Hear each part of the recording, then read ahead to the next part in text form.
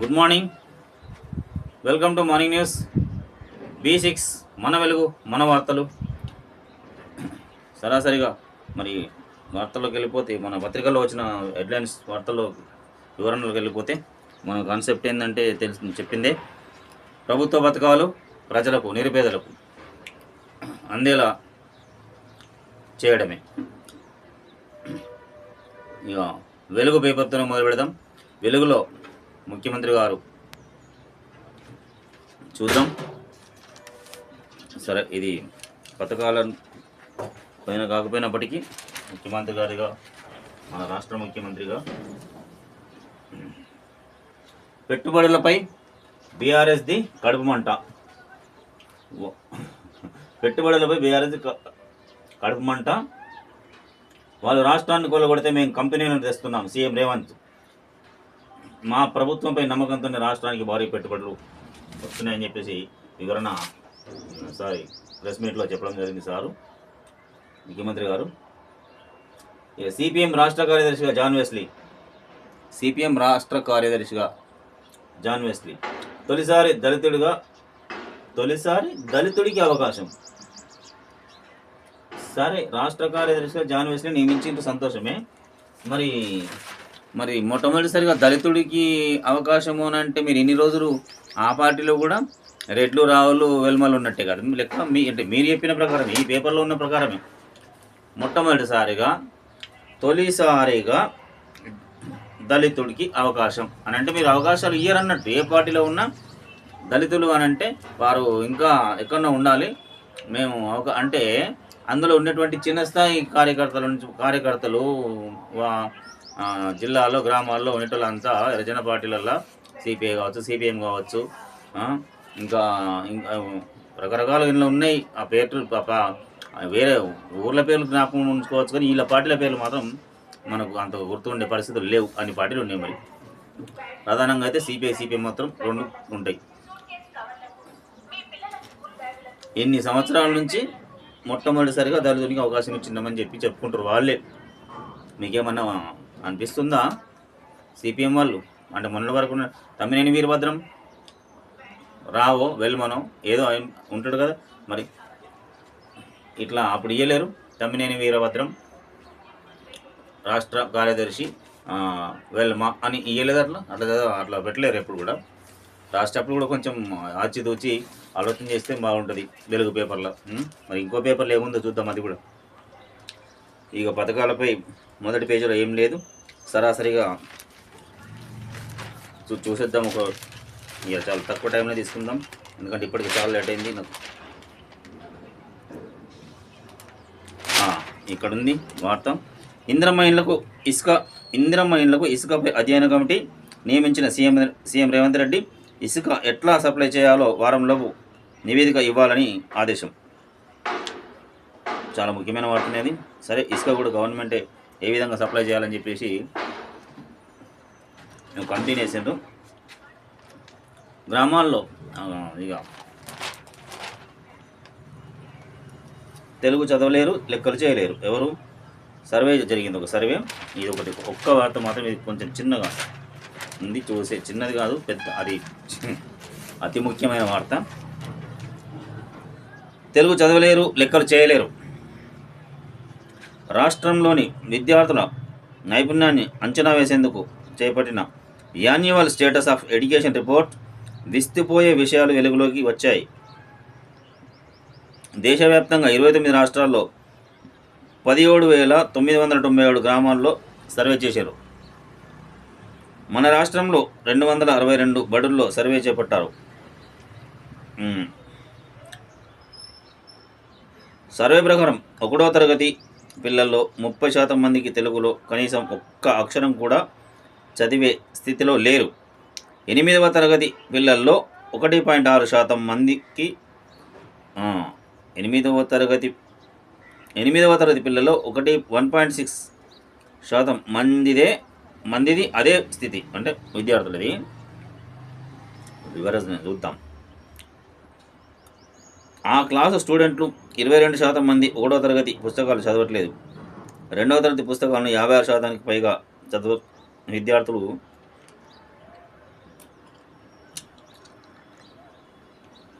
చదవడం లేదు. రెండవ తరగతి పుస్తకాలను 56% పైగా విద్యార్థులు చదవడం లేదు. 3వ తరగతిలో 7.8% మంది కనీసం అక్షరాలు కూడా చదవట్లేదు. 26.5% మంది విద్యార్థులు అక్షరాలు చదువుతున్న పదాలు చదవలేకపోతున్నారు. లెక్కలు సరిగ్గా చేయలేకపోతున్నారు. కనీసం అంకెలను గుర్తించట్లేదని రిపోర్టు తేల్చింది.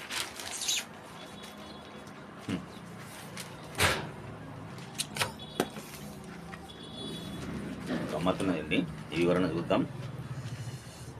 తెలుగు సరిగా చదువుతలేరు, లెక్కలు చేస్తలేరు. మరిగా ఇంగ్లీష్ మీద దృష్టి అన్నట్టు దీని అర్థం మొత్తం. ఇంగ్లీష్ మీడియం పుట్టగొడుగుల్లా వెలుస్తున్నాయి రాష్ట్రంలో స్కూళ్ళు. ఇంకా చిన్న చిన్న స్కూళ్ళు, ఒకరైతే 5వ తరగతి వరకు అని, 7th క్లాస్ వరకు అని, ఇక 10th క్లాస్ వరకు అని. ఇక సరే 10th క్లాస్ వరకు అని అంటే అది వేరే విషయం, 8th 7th అని అంటే అది వేరే విషయం. కిడ్స్ అంట, కిడ్స్ కోసం, చిన్నపిల్లల కోసం అంగన్వాడీ సెంటర్లు ఉన్నాయి కదా గ్రామాల్లో. ప్రజలు కూడా మీరు అర్థం చేసుకోవాలి. కిడ్స్ను ప్రైవేట్ స్కూళ్ళ బస్సులలో పోతూ ఉంటే చూస్తూ ఉంటే గమ్మత్ అనిపిస్తాయి. దేనికి? కేరళను చూడండి, తమిళనాడుని చూడండి, వాళ్ళ భాష ఇంగ్లీష్తో పాటు వాళ్ళ భాష తప్పనిసరిగా వాళ్ళు మాట్లాడతారు. అంటే వాళ్ళకి చిన్నప్పటి నుంచే వాళ్ళకు ఖచ్చితంగా. మన వాళ్ళు కూడా తెలుగు మాట్లాడతారు, కానీ చదవాలి కదా పిల్లలు, చదువుతలేరని పక్కాగా రిపోర్టు. ఇది కేంద్ర ప్రభుత్వం సర్వే చేపట్టినటువంటి ఒక సంస్థ. ఏంటి ఆ సంస్థ పేరు?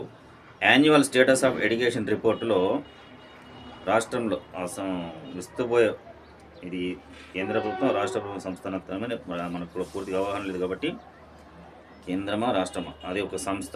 యాన్యువల్ స్టేటస్ ఆఫ్ ఎడ్యుకేషన్ రిపోర్ట్స్లో ఇవన్నీ బయటకు వచ్చినాయి కదా. కొంచెం వీటిపై దృష్టి పెట్టాలి. విద్యార్థులను ప్రపంచంతో పోటీ పడేలా చేస్తాం. చేయండి సార్ డిప్యూటీ సీఎం గారు సంతోషమే, కానీ ముందు ఇట్లాంటి ఈ విషయం మీద దృష్టి పెట్టండి కొంచెం.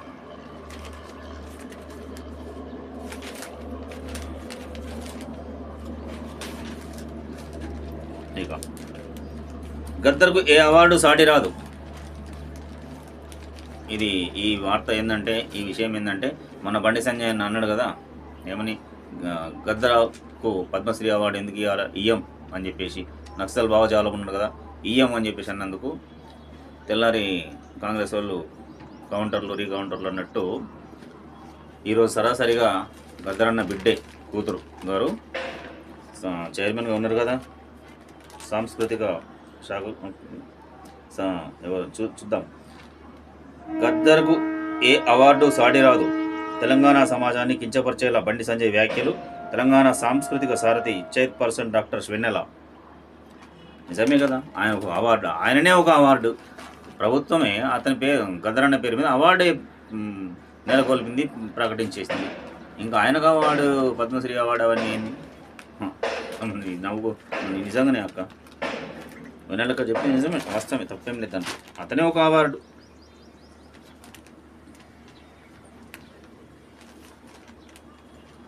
ప్రజాయుద్ధ నౌక గద్దర్పై కేంద్ర మంత్రి బండి సంజయ్ చేసిన వ్యాఖ్యలు తెలంగాణ సమాజాన్ని కించపరచలా ఉన్నాయని సాంస్కృతిక సారథి చైర్పర్సన్ డాక్టర్ వెన్నెల అన్నారు. పద్మ అవార్డుల గురించి మాట్లాడేటప్పుడు తన అభిప్రాయాన్ని ఆయన చెప్పొచ్చని, కానీ కేంద్ర మంత్రిగా బాధ్యత గల పదవిలో ఉండి అనుచిత వ్యాఖ్యలు చేయడం సరికాదన్నారు. అన్న బండి సంజయ్ అన్న, ఇది నా అభిప్రాయం కూడా మొన్న వ్యక్తం చేసిన. ఏంటంటే, మీరు వ్యక్తిగతంగా చాలా మీరు చేయబట్టే భాజపా భారతీయ జనతా పార్టీ ఇక్కడ వేళ్ళు అనుకొని ఇన్ని సీట్లు హైదరాబాద్ కావచ్చు, ఎమ్మెల్యేస్ కావచ్చు, ఎంపీ సీట్లు కావచ్చు, ఇన్ని గెలుచుకోగలిగినారు. మరి అట్లాంటప్పుడు మీరు ఒక కేంద్ర మంత్రిగా ఉండి ఈ మాట మాట్లాడాల్సింది కాదు. కొంచెం ప్రజల లోపల కూడా ఆలోచన చేస్తారన్న. ముందు ఇంకా ఎప్పుడు కానీ కొంచెం మా రిక్వెస్ట్, మీరంటే గౌరవం,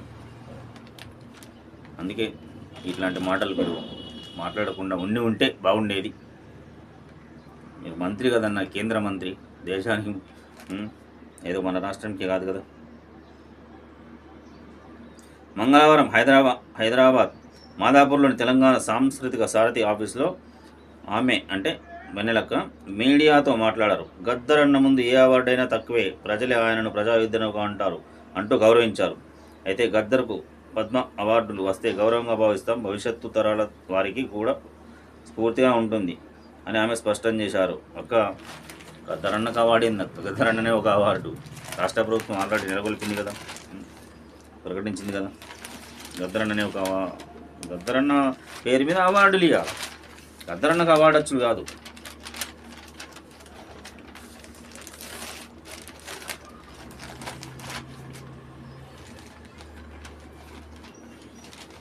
ఆత్మీయ భరోసా అర్హుల గుర్తింపు వచ్చే నెల 2లోగా పూర్తి. ఆత్మీయ భరోసా ఇది మన కాన్సెప్ట్లో ఒక భాగం ఇది. ఏంది ఆత్మీయ భరోసా పథకాలది. ఆత్మీయ భరోసా అర్హుల గుర్తింపు వచ్చే నెల 2లోగా పూర్తి. మొత్తం 2 లక్షలకు పైగా దరఖాస్తులు, ఇప్పటికే 18,000 మందికి నగదు జమ. 2 లక్షల పైగా దరఖాస్తులు వస్తే 18,000 మందికి నగదు జమ అయినాయంట. మరి మిగతా ఈ వచ్చే నెల అంటే జనవరి అంటే ఫిబ్రవరి 2లోగా అర్హులందరినీ గుర్తించమంటుండ్రు. సాధ్యమవుతుందా సార్? మరి నిష్పక్షపాతంగా సాధ్యమవుతుందా మంత్రి గారు? వ్యవసాయ కూలీలకు ఏడాదికి 12,000 ఆర్థిక సాయం అందించే ఇందిరమ్మ ఆత్మీయ భరోసా స్కీమ్కు అవార్డుల ఎంపిక ఫిబ్రవరి 2లోగా పూర్తి చేసేలా అధికారులు చర్యలు తీసుకుంటున్నారు. 24-25 సంవత్సరంలో ఉపాధి హామీ పథకం కింద 20 రోజులు పని దినాలు పూర్తి చేసిన వారికి లబ్ధిదారులు గుర్తిస్తున్నారు. సరే, ఇది మనం రోజు చూసిందే. మరి ఏ విధంగా లబ్ధిదారులను గుర్తిస్తారు, ఎంతమందికి వస్తుంది, కట్ ఆఫ్ డేట్ ఏంది, 2023 రోజులు చేసి ఉండాలని చెప్పింది కదా, అదే మాదిరిగా జరుగుతుండొచ్చు. చూద్దాం, జరుగుతుంది కూడా. అధికారులు ఏం తప్పు చేయరు, కానీ నాయకులు చేపిస్తే చెప్పలేము. ఇక్కడ నిజామాబాద్ జిల్లా కామారెడ్డి జిల్లాకు వస్తే ఇంటర్ పరీక్షలు పకడ్బందీగా నిర్వహించాలి కలెక్టర్ ఆశిష్ సంగ్వాన్ గారు. నాకు తెలుసు ఖచ్చితంగా సారే. ఇంటర్ పరీక్షలు పకడ్బందీగా నిర్వహించాలి కామారెడ్డి కలెక్టర్ ఆశిష్ సంగ్వాన్. ఇప్పుడు ఫిబ్రవరి 3 నుంచి జరుగుతున్నాయి. ఫిబ్రవరి 3 నుంచి 22 వరకు 48 సెంటర్లలో ప్రాక్టికల్ పరీక్షలు, మార్చి 5 నుంచి 25 వరకు థియరీ పరీక్షలు జరుపుతామన్నారు. ఇది తప్పేంది సార్? ఇట్లా ప్రింటింగ్ మిస్టేక్. మార్చి 5 నుంచి 22 వరకు థియరీ పరీక్షలు జరుగుతామన్నారు ఉంది. సరే, చిన్న మిస్టేక్ జరుగుతుంది. పరీక్షల సమయంలో కరెంటు సప్లైలో అంతరాయం లేకుండా చూడాలన్నారు. గ్రామాల నుంచి స్టూడెంట్స్ ఇది చాలా ఇంపార్టెంట్ సార్, వినాలి విద్యార్థులారా. ఆర్టీసీ డిపోల గురించి, ఆర్టీసీ బస్సుల కోసం గ్రామాల నుంచి స్టూడెంట్స్ సకాలంలో వచ్చేలా బస్సులను నడిపించాలని ఆర్టీసీ అధికారులను కలెక్టర్ ఆదేశించారు. ఆర్టీసీ అధికారులారా, పిల్లలకు ఇంటర్ పిల్లలకు పరీక్షల సమయంలో ఇబ్బంది కాకుండా ఎక్కడికక్కడ మీరు విస్తృతంగా ఏర్పాట్లు చేసి, అంటే 2 బస్సులు ఉన్న చోట 3 బస్సులను సమయానికి వారికి స్పెషల్గా మా రిక్వెస్ట్, స్పెషల్గా పిల్లల కోసమే, ఎగ్జామ్ పిల్లల కోసమే అని చెప్పేసి ఒక స్టిక్కర్ వేసి పంపితే ఇంకా మరీ ఈజీగా ఉంటుంది. కాబట్టి ఆ దిశగా అధికారులు ఆలోచన చేయాలని చెప్పేసి రిక్వెస్ట్ చేస్తున్నాం మా ఛానల్ తరఫున. సార్ కూడా మీకు అయితే ఆదేశాలు పంపించేసిండు, ఆల్రెడీ ఆదేశాలు వచ్చినాయి, ఆదేశాలు ఇచ్చిండు కలెక్టర్ గారు.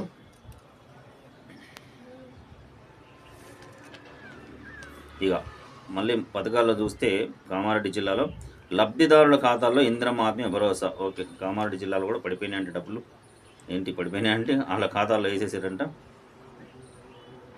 ఆత్మీయ భరోసాకు సంబంధించి స్కూల్స్ వేళల్లో రిటైర్మెంట్ ప్రోగ్రామ్స్ నిర్వహిస్తే చర్యలు.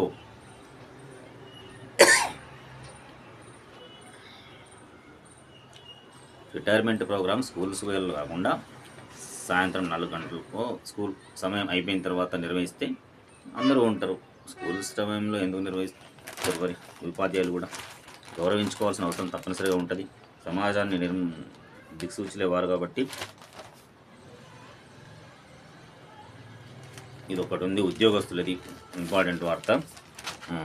సొంత జిల్లాలకు బదిలీ చేయాలి, సొంత జిల్లాలకు బదిలీలు చేయాలి. జీవో నంబర్ 317 బాధితులను వెంటనే కొత్త జిల్లాలకు బదిలీ చేయాలని కోరుతూ కామారెడ్డి డిఈఓ రాజుకు మంగళవారం టీఆర్టీఎఫ్ జిల్లా ప్రెసిడెంట్ బషీర్ ఆధ్వర్యంలో వినతి పత్రం అందించారు.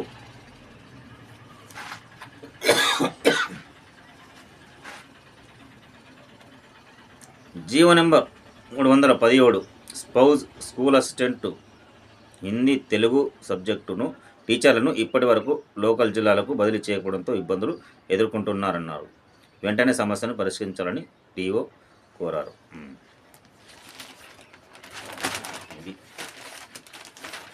ఇది వెలుగు పేపర్లో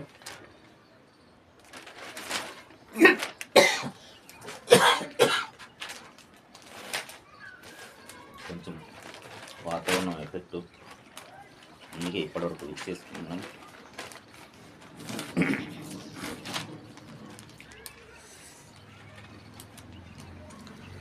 ఏసీబీకి పట్టుబడ్డ ఎస్ఐ కానిస్టేబుల్. ఏసీబీకి పట్టుబడ్డ ఎస్ఐ కానిస్టేబుల్ రేషన్ బియ్యం అక్రమ రవాణా కేసులో మాజీ సర్పంచ్ నుంచి 70,000 తీసుకుంటూ సూర్యాపేట జిల్లా తిరుమలగిరి ఎస్ఐ కానిస్టేబుల్ ఏసీబీకి రెడ్ హ్యాండెడ్గా పట్టుబడ్డారు. ఏం పోయే కాలం సార్ ఎస్ఐ గారు.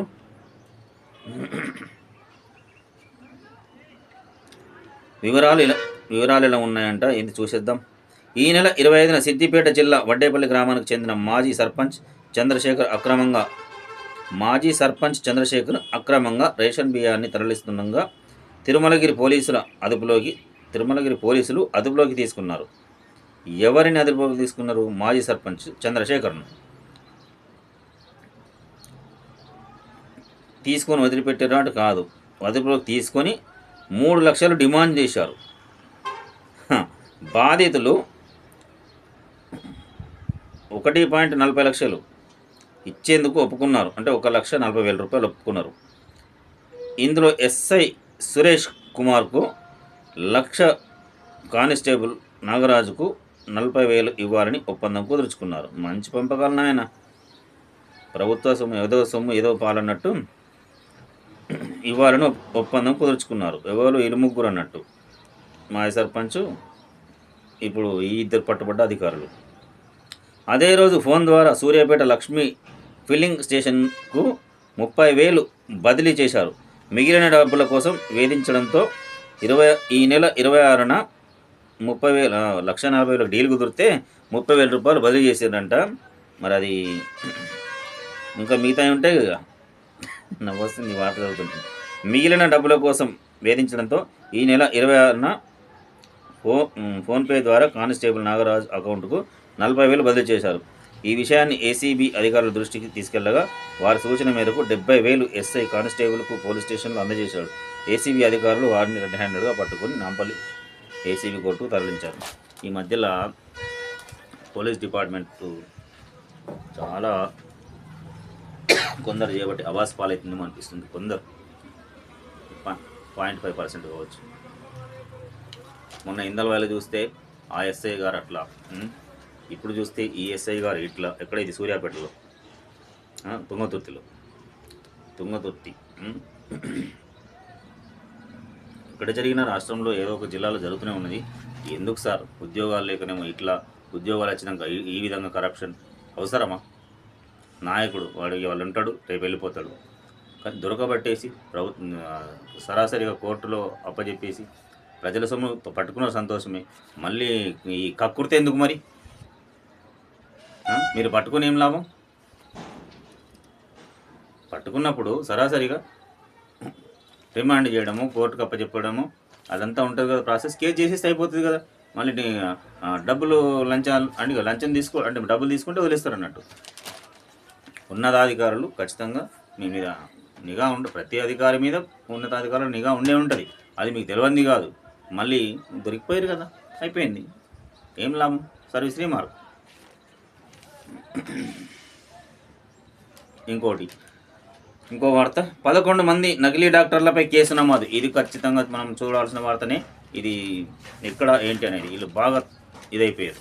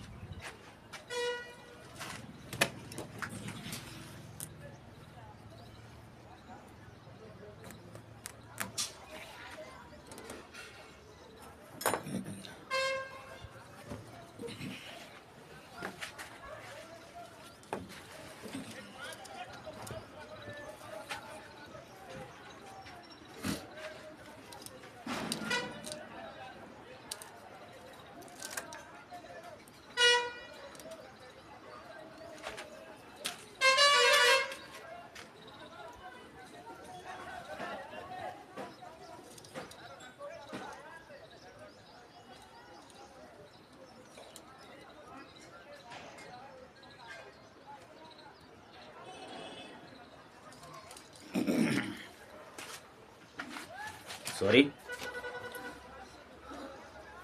11 మంది నకిలీ డాక్టర్లపై కేసు నమోదు.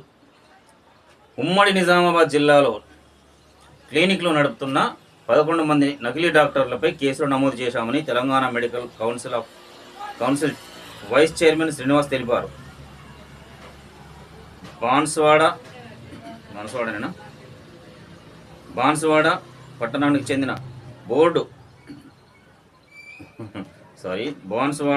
చెందిన బొడ్డు వెంకటరెడ్డి, వి సురేష్, ఎం ప్రకాష్, డిచ్చిపల్లికి చెందిన R Rajasekhar, M Venkateshwar, S Dattadri, Goli Sandeep, ఇందల్వాయికి చెందిన కాసుల గంగాధర్, ముప్కాల్ స్టేషన్ పరిధిలో సూర మహేష్ కుమార్, ఎం విఠల్ సింగ్, నిజామాబాద్ 5వ టౌన్లో మల్లేశంపై కేసు నమోదు చేయించామని చెప్పారు.